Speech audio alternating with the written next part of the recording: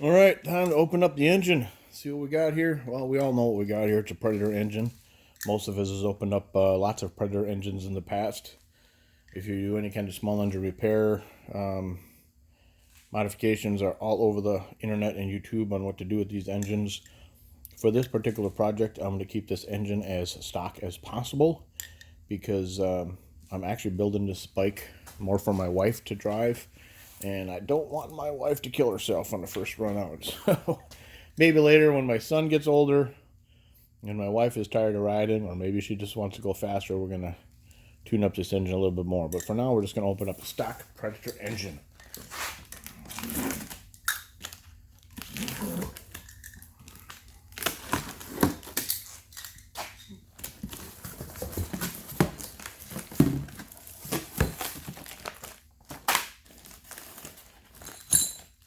Spark plug wrench. Got a bunch of those. And there she is.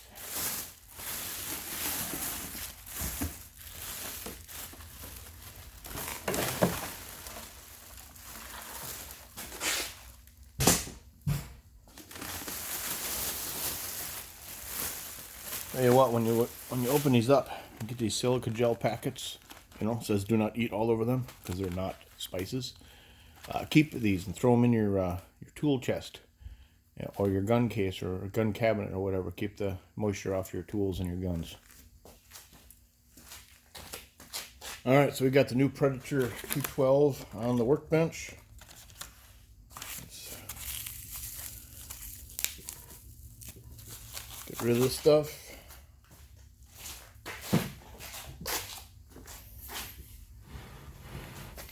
Kind of look it over. Make sure it's all there.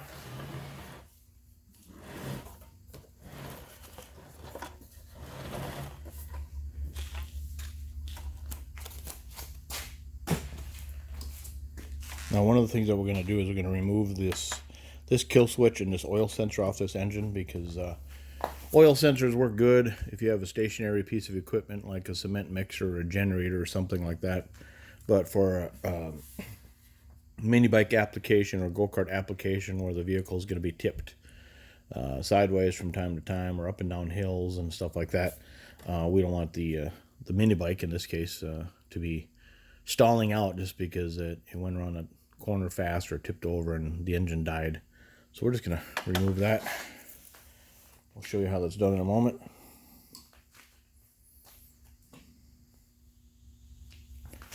All right, let's see if we can get this pulled apart. This is just a little plastic wiring harness.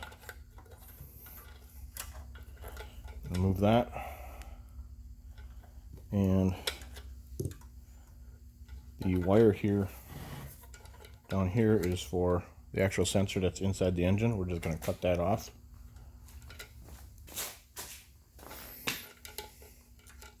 Don't have a decent wire cutters right here with me, so we'll use linesman pliers. There you go. And we're going to remove this doohickey on top.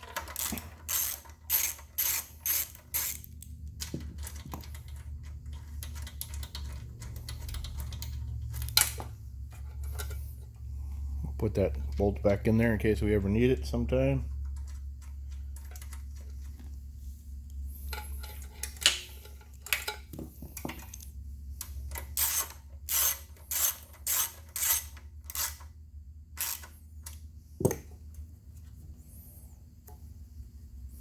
Disconnect. Now this is a wire that's coming from the ignition, and this is a wire that we're going to be attaching our kill switch later to this one. So we'll just set that one aside, and then we're going to get this kill switch removed.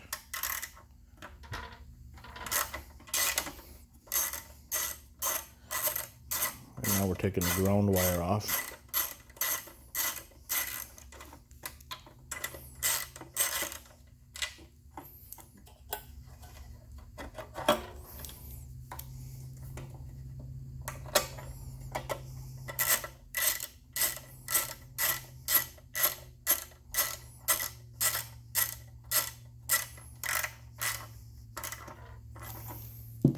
And we'll see if we could pry this switch off without scratching the paint too much.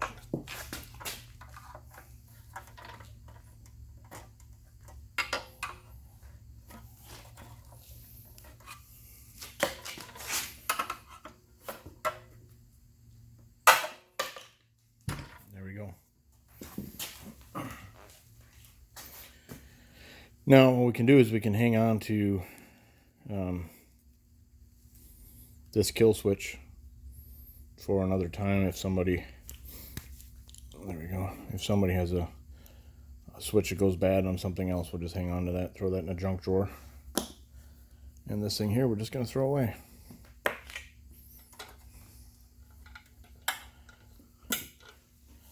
Alright, so I'm ready to put this engine, I think, on the mini bike.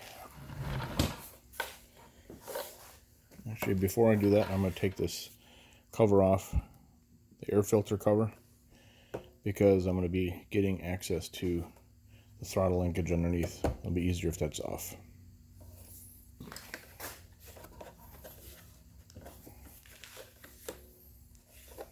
Maybe.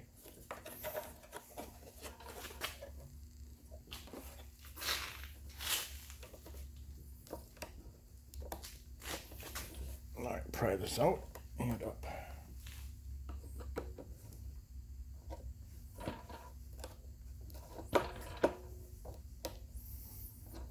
Wow. There we go.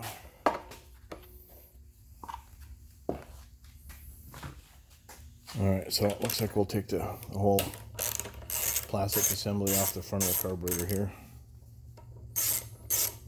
10mm nuts here.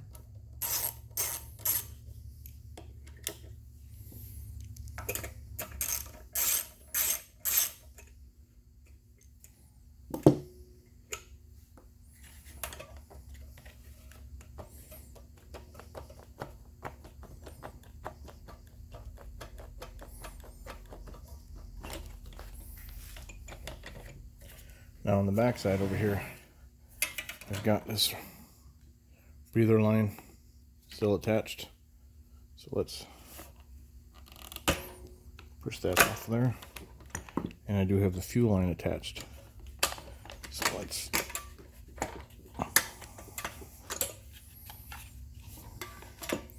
temporarily move that.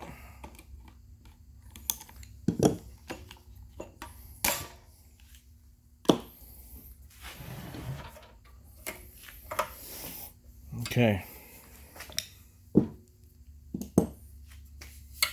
so now when I hook up my throttle linkage, this piece here, we're going to run the cable down through here and then into here, and we're going to loosen this bolt. There you go. So that's what will happen. The cable will be fed through here and then clamped here, and then as you turn the throttle, the spring pulls it back